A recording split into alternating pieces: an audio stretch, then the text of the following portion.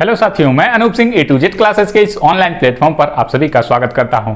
साथियों, आज की ये क्लास बहुत ही इंपॉर्टेंट होने वाली है आप लोगों के लिए, जो भी लोग केबीएस का पेपर दे चुके हैं, कट ऑफ का इंतजार कर रहे हैं और जिनका नंबर अधिक से अधिक हो रहा है, अपना मिलान कर लिए हैं कि कितना मैं स्कोर कर रहा हूं, उनके लिए यह वीडियो है कि डॉक्यूमेंट वेरिफिकेशन में क्या क्या लगेगा, क्या क्या बनवाएं, एफिडेविट क्या चीज गलत है कि उसका एफिडेविट बनवाएं, इंटरव्यू में क्या जाएं, क्या पहन के जाएं, कैसे बात करें, मुख्य बातें इंपॉर्टेंट क्या है, क्या पूछी जा सकती हैं। इसके साथ साथ कट ऑफ की हम लोग बात करेंगे कि केबीएस पीआरटी के लिए कितना कट ऑफ जाएगा इस बार।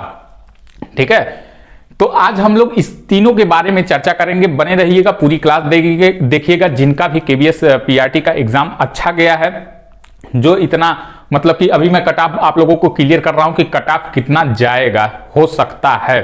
ठीक है, तो आप लोग बने रहिएगा। शुरू करते हैं एक एक बातें। जो लोग चैनल पे नए हैं वो लोग चैनल को सब्सक्राइब कर दें, वीडियो को लाइक कर दें और शेयर कर दें। जिनका भी केबीएस पीआरटी का एग्जाम अच्छा गया है, जो इतना मतलब रखते हैं कि मैं इंटरव्यू तक पहुंच जाऊंगा या फिर मेरा सिलेक्शन हो जाएगा, जिनका पेपर बहुत अच्छा गया है उन तक ये वीडियो शेयर कर दीजिए और केबीएस के हर एक विद्यार्थी तक ये वीडियो शेयर कर दीजिए। साथ ही साथ ये बातें आज मैं इंटरव्यू की बताऊंगा और डॉक्यूमेंट वेरिफिकेशन की जो बातें बताऊंगा वो इसी एग्जाम में ही नहीं, बाकी कई सारे एग्जामों में जहां जहां भी इंटरव्यू का काम होगा, जहां जहां डॉक्यूमेंट वेरिफिकेशन का काम लगेगा, वहां वहां ये बातें आप लोगों के लिए काम की होंगी, जरूरी होंगी।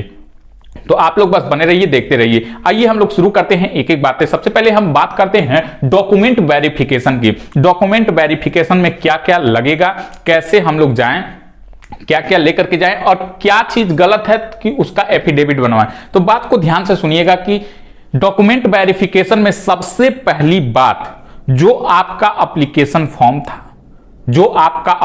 फॉर्म था, उससे मिलान कीजिए अपने हाई स्कूल सर्टिफिकेट, अपने इंटर के सर्टिफिकेट, अपने ग्रेजुएशन के सर्टिफिकेट, अपने मतलब कि सारे सर्टिफिकेट, ग्रेजुएशन, बीएड या बीटीसी जो भी आपने किया है उसका, जो सीटेट आपने पास किया है उसका, सारा कुछ डॉक्यूमेंट का मिलान कर लीजिए। किसी में भी न नाम गलत होना चाहिए, न ही डेट ऑफ बर्थ गलत होना चाहिए। ये दो चीजें आपकी अगर गलत है तो आपको भगा दिया जाएगा, कोई भी मौका नहीं मिलेगा। ये मैं डायरेक्ट कह रहा हूं कि अगर आपका नाम और क्या, नाम और डेट ऑफ बर्थ, ये दो चीज गलती है। अगर आप इंटरव्यू के पहले उसको सही में सुधार नहीं कराए हैं तो उसका, यदि आप शपथ पत्र लेकर के जाते हैं, उसका आप एफिडेविट बनवाते हैं तो वो मान्य नहीं होगा, वो हटा दिया जाएगा। जब आपका नाम ही गलत है तो क्या प्रूफ है कि आपने एग्जाम दिया है। ठीक है, तो इसीलिए नाम और डेट ऑफ बर्थ अगर गलत है तो इंटरव्यू के पहले उसका सुधार करवाएं, उसको प्रॉपर तरीके से, जो नाम है, जो डेट ऑफ बर्थ है, उसको बनवा लें। जो भी फॉर्म में है, आधार कार्ड में है, पैन कार्ड में है, कम से कम 2 आईडी प्रूफ ये आपके पास होना चाहिए। साथ ही साथ हाई स्कूल से लगाए कौन कौन सी मार्कशीट आप लोग रखें। देखिए, हाई स्कूल रखिए, उसका यदि सनद है तो सनद रखिए, इंटर रखिए, उसका सनद है तो वो रखिए, ग्रेजुएशन रखिए, उसके बाद से अगर आपने पीजी कर रखा है तो वो भी रखिए। साथ ही साथ जो बीएड, बीटीसी या फिर डीएलएड जो भी आपने डिग्रियां ली हैं उसको रखिए। ठीक है, उसके साथ साथ आप क्या रखिए, जो आपने सीटेट का, जो सीटेट आपने क्वालिफाई किया है उसका एक प्रति होना चाहिए। ठीक है, और इन सभी का कम से कम 3 सेट, आप कितने सेट करवाएंगे, 3 सेट फोटोकॉपी करवाएंगे आप, कम से कम 3 सेट। एक सेट ओरिजिनल का रहेगा, साथ ही साथ 3 सेट आप लोग इसका जीरोक्स करवाएंगे। ठीक है, 3 सेट क्या होना चाहिए, जीरोक्स होना चाहिए। ठीक, 3 सेट जीरोक्स होना चाहिए।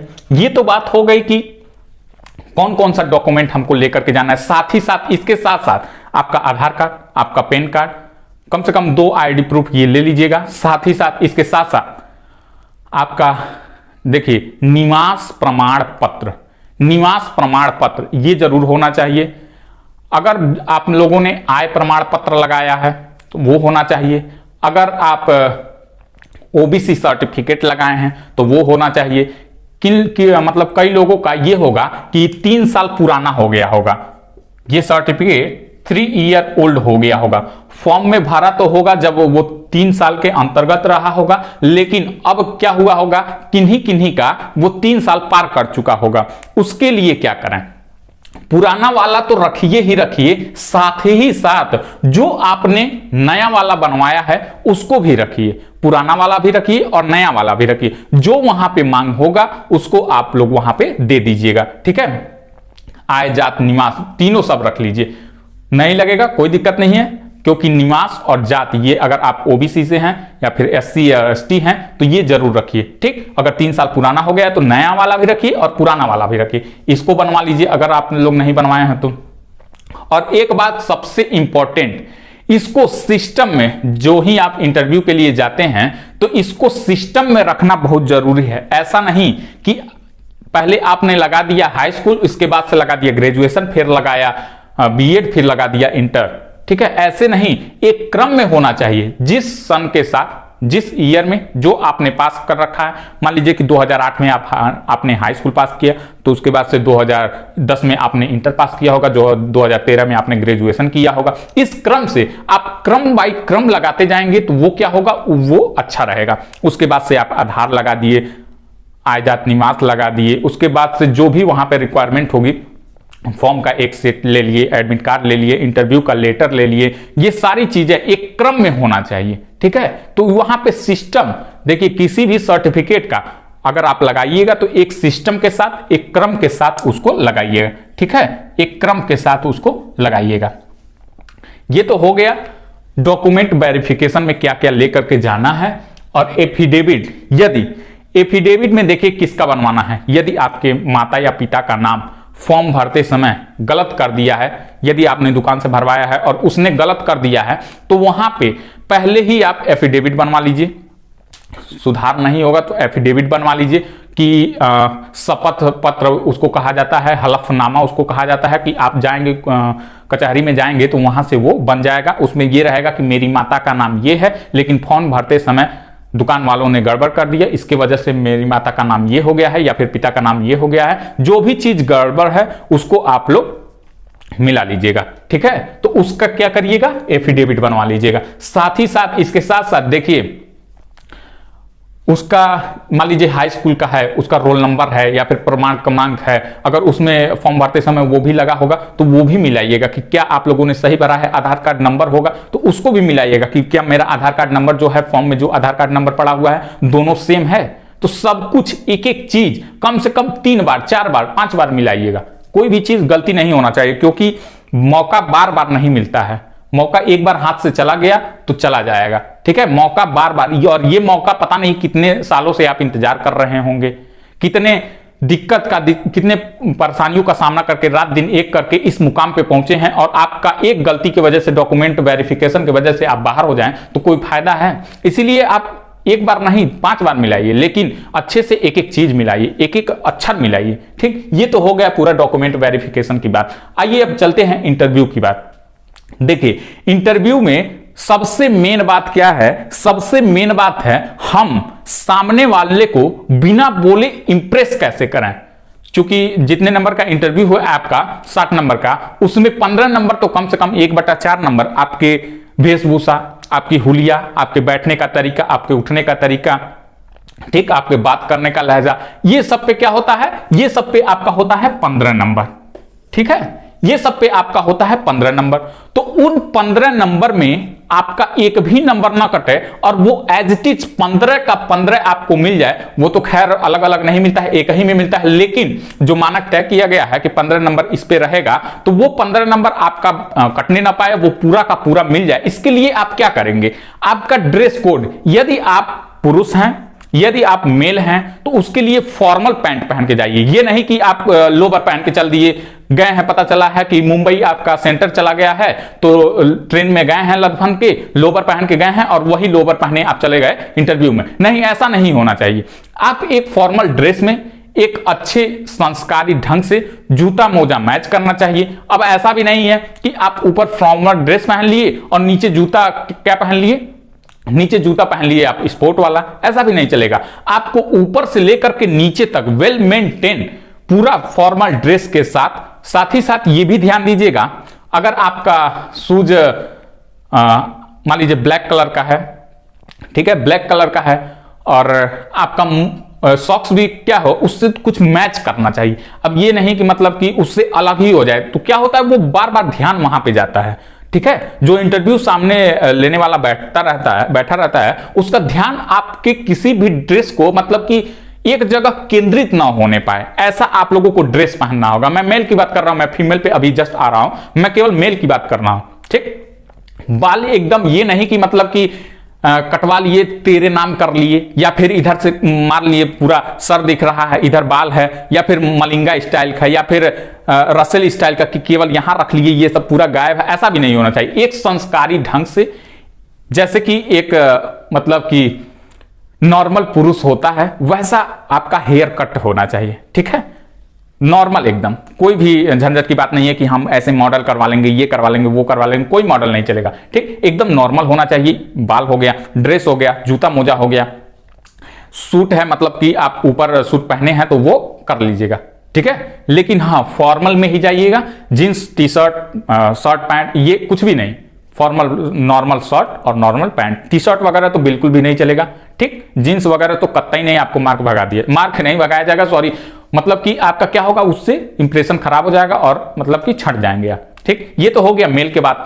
अब सबसे बड़ी बात, फीमेल इस पे ध्यान देंगी कि फीमेल को क्या पहनना है। अब फीमेल भी देख लीजिए कि फीमेल ये नहीं है कि आप घर पे जो पहनती हैं या फिर कॉलेज जो पहन के जाती हैं, यूनिवर्सिटी जो पहन के जाती हैं वो पहन के चले जाएं, ऐसा नहीं होना चाहिए। इसका मतलब जो फीमेल है वो ये भी नहीं है कि मतलब कि जींस पैंट पहन के चले जाएं, और लेगी तो बिल्कुल भी नहीं, ये कहें कि नहीं हम जींस पहन के नहीं जाएंगे, चलो लेगी डाल लेते हैं, तो लेगी तो बिल्कुल भी नहीं होना चाहिए, न जींस पैंट होना चाहिए, न ही ऊपर का टॉप होना चाहिए, कुछ ऐसा ट्रेडिशनल होना चाहिए। सबसे अच्छी बात, महिलाओं को इंटरव्यू में जाने के लिए उनको कपड़ा मतलब कि अगर चूज करना रहे तो कि वो क्या पहने, तो सबसे अच्छी बात वो लड़की बनकर न जाएं, एक औरत बनकर जाएं। अब इसका क्या मतलब हुआ कि एक औरत बनकर जाएं इंटरव्यू में, तो मतलब समझिएगा, लड़की का मतलब ये कि जींस पहन लिया, टॉप पहन लिया, लेगी पहन लिया, कुर्ती पहन लिया, ये सब लड़कियों में आ गया। लेकिन एक औरत कहने का सेंस ये हुआ कि अगर आप साड़ी में जाती हैं तो आपका इंप्रेशन अधिक से अधिक बढ़ता है। साड़ी में जाइए अच्छे से, एकदम वेल मेंटेन, ठीक है। और ये भी नहीं कि मतलब कि साड़ी में आप जा भी रही हैं तो एक मतलब कि, अब ज्यादा तो नहीं मैं व्याख्या करूंगा इसका, लेकिन वो होता है कि इसको क्या बोलते हैं, जो कट वाला होता, तो ऐसा भी नहीं होना चाहिए। स्लीवलेस तो ऐसा भी नहीं होना चाहिए, एक मतलब कि यहां तक का बाजू होना चाहिए, ठीक है, और वेल मेंटेन साड़ी में पूरा ढका हुआ, तो ऐसा होना चाहिए। ये महिलाओं का ड्रेस, ठीक। तो इसको ध्यान रखेंगी लड़कियां, जो कि लड़की बनकर कतई नहीं जाएंगी, वो जाएंगी महिला बनकर, ठीक है। तो ये हो गई ड्रेस कोड की बात। क्या क्या बात करना है, कैसे कैसे बात करना है। सबसे पहले इंटरव्यू में बैठते समय आप लोगों के लिए पहला ही क्वेश्चन ये होता है कि आप अपने बारे में कुछ बताइए। पहला ही क्वेश्चन जनरली ये सबका यही होता है कि आप अपने बारे में बताइए। आप पीआरटी का इंटरव्यू देने जा रहे हैं तो निश्चित वो भी केवीएस का है, तो निश्चित ही वो इंग्लिश में आपसे ये कहा जाएगा कि आप इंग्लिश में अपना इंट्रोडक्शन दीजिए। तो आप पहले से ही प्रिपेयर हो जाइए कि हमें अपने इंट्रोडक्शन में क्या क्या कहना है, वो भी इंग्लिश में, कहीं फंसे नहीं। ये नहीं कि आप बोल रहे हैं माई नेम इज, ऐसा भी नहीं, एकदम फर्राटेदार। आप पहले से ही प्रिपेयर हो जाइए कि क्या क्या मुझे उसमें रखना है, क्या नहीं रखना है, क्या बोलना है, कौन सा सीक्वेंस पहले होना चाहिए, क्या मैं पहले बोल दूं। ये नहीं कि मेरे फादर का नाम ये है और फिर मैं अपना नाम बताऊं, ठीक, ऐसा भी नहीं होना चाहिए, ठीक। तो एक क्रम हमारा सही ढंग से होना चाहिए। उस इंटरव्यू में 5-6 बातें ये हमेशा पूछ ली जाती हैं। खैर, इसमें इंट्रोडक्शन देने के बाद आप लोगों से ब्लैक बोर्ड पे पढ़वाया भी जाता है कि आप लोगों को कोई टॉपिक दे दिया जाता है, या आपको कोई भी टॉपिक कह दिया जाएगा कि मान लीजिए हम बच्चे हैं, जो भी 4-5 लोग बैठे होंगे, मान लीजिए कि हम बच्चे हैं, हमको समझाना है, आप किसी भी टॉपिक को लेकर के समझाइए। आपने किसी भी टॉपिक को, मैथ को ले लिया और उसको आप समझा रही हैं कि बच्चों ऐसा नहीं, ऐसा होता है, ये नहीं, ये होता है। तो वो आपके पढ़ाने का तरीका, और कुछ टॉपिक, कुछ नहीं 1-2 टॉपिक वो अपने देंगे कि आप इस टॉपिक को पढ़ा करके बताइए। मान लीजिए कि हम बच्चे हैं तो कैसे इस टॉपिक को पढ़ाएंगे, ठीक है। तो ये दिया जाता है, तो ये हो गया। और कुछ बातें अपने बारे में बताने के बाद अगर यदि जैसे कि मान लीजिए कि कुछ लोग पहले ही कहीं जॉब कर रहे होंगे, सरकारी जॉब कर रहे होंगे, छोटा जॉब कर रहे होंगे, तो उनसे रिलेटेड भी प्रश्न पूछ लिया जाता है। उसमें क्या होता है और क्यों आप उस नौकरी को छोड़ना चाहते हैं, क्यों आप इसमें आना चाहते हैं। ठीक है, ये अगर आप कोई जॉब कर रहा है तो उनके लिए ये कॉमन सवाल होता है कि ये पूछा जाता है। अब ये नहीं कह दीजिए कि मतलब कि हम उसमें इसलिए नहीं रहना चाह रहे हैं कि उसकी सैलरी कम है और इसकी सैलरी ज्यादा है, तो ऐसा भी नहीं होना चाहिए। सैलरी की वजह से नहीं, कुछ और भी रीजन आप लोगों को बताना पड़ेगा। ठीक, क्या सही है, मतलब सही तो नहीं बोलना, क्या मतलब कि सही रहेगा उनकी नजर में कि हाँ ये सही है। ठीक है, तो ऐसा बोलना है। ठीक, और सबसे बड़ी बात कि कोई जो हट के क्वेश्चन पूछा जाता है कि आपकी ताकत क्या है, आपकी कमजोरी क्या है। ठीक है, और मतलब कि एक बात और ध्यान दीजिएगा, जो करंट की चीजें पूछी जाती हैं उसमें आप लास्ट एक वीक से आप पेपर पढ़ना अभी से शुरू कर दीजिए, एक एक चीज बारीकी से, और लास्ट एक वीक का पेपर एकदम मन से पढ़िएगा। और उसके बाद से जिस दिन आपका इंटरव्यू रहेगा, मान लीजिए कि आज आपका इंटरव्यू है तो आज वाला पेपर और कल वाला पेपर, ये दो पेपर बहुत ही अच्छे तरीके से पढ़िएगा, मतलब न्यूज़पेपर बहुत ही अच्छे तरीके से, क्योंकि जो भी वहां पे मेंबर रहते हैं वो बड़े लोग रहते हैं और कहीं ना कहीं न्यूज़पेपर पढ़ के आए रहते हैं। तो करंट से रिलेटेड कि आप पेपर पढ़ते हैं नहीं, कि जानकारी रखते हैं कि नहीं, तो ये भी जानकारी आप लोगों को होनी चाहिए। तो इसका भी आप लोग मतलब थोड़ा मतलब बारीकी से पढ़ लीजिएगा, एक दो दिन का और लास्ट एक वीक का मतलब अच्छे से पढ़ लीजिएगा। ठीक है, तो ये होता है। और लास्ट में आप लोगों से क्वेश्चन पूछ लिया जाता है कि हम आपको नौकरी क्यों दें, आप अपना कोई रीजन बताइए, कोई ताकत बताइए कि हम आपको नौकरी ये दें, ये आप लोगों के लिए अच्छी रहेगी। ठीक है, तो ऐसा भी एक क्वेश्चन पूछ लिया जाता है, तो आप लोग पहले से प्रिपेयर रहिए।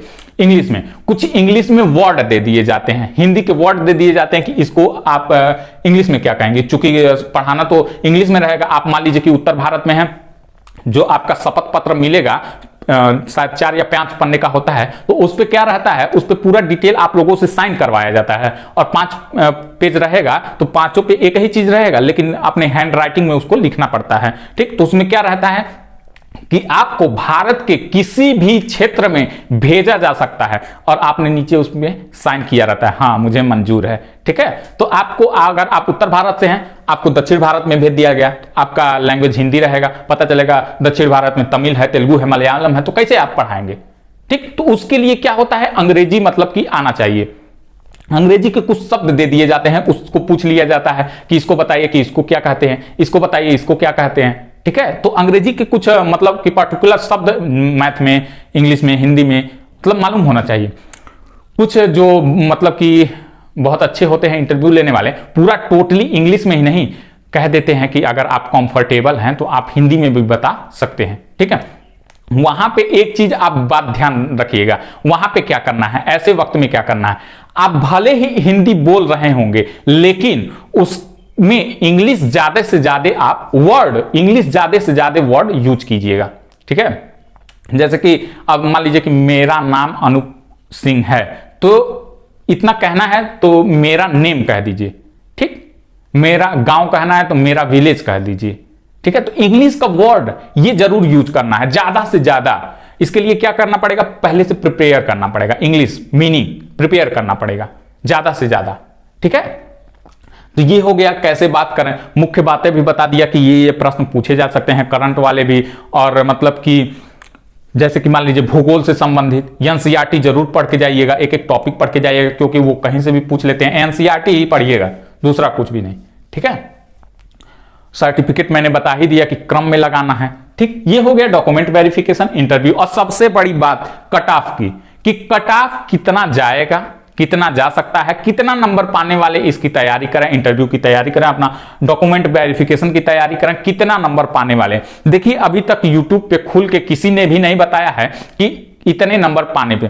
पहले क्या होता था, पहले पेपर होता था एक शिफ्ट में होता था, पहले पेपर एक शिफ्ट में होता था, 2 शिफ्ट में होता था तो मतलब कि एक ही पेपर का मतलब कि उसका बता करके कि ये पेपर मॉडरेट था या फिर ये हाई था या फिर ये मतलब बहुत लो पेपर था, तो उस हिसाब से क्या होता था, लोग उसको आंक लेते थे, उस पेपर का आकलन कर लेते थे कि बहुत लो गया है तो मेरिट हाई जाएगी, बहुत हाई पेपर था तो मेरिट लो जाएगी। ठीक, तो उसका आकलन करके लोग बता देते थे। लेकिन इस बार कोई भी यूट्यूब पे कोई नहीं बता रहा है कि हाँ इतना नंबर आप पर्टिकुलर पा जाएं तो आपका सिलेक्शन निश्चित है, कोई भी नहीं बता रहा है।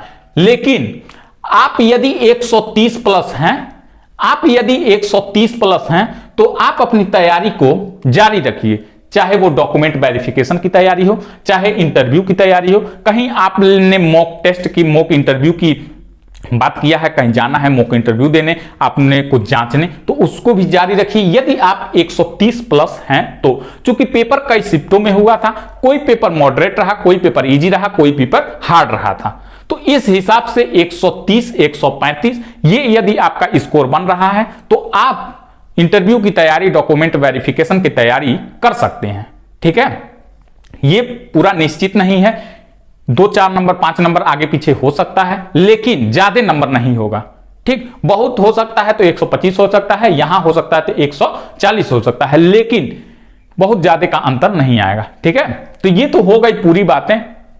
आई होप ये पूरी बातें आप लोगों को समझ में आई होंगी। और अगर आप लोगों को यह वीडियो अच्छी लगी हो, अगर आप लोगों के लिए यूजफुल हो तो वीडियो को लाइक कीजिए, शेयर कीजिए, और जो लोग नए हैं चैनल को सब्सक्राइब नहीं किए हैं वो लोग चैनल को सब्सक्राइब कर दें। धन्यवाद साथियों।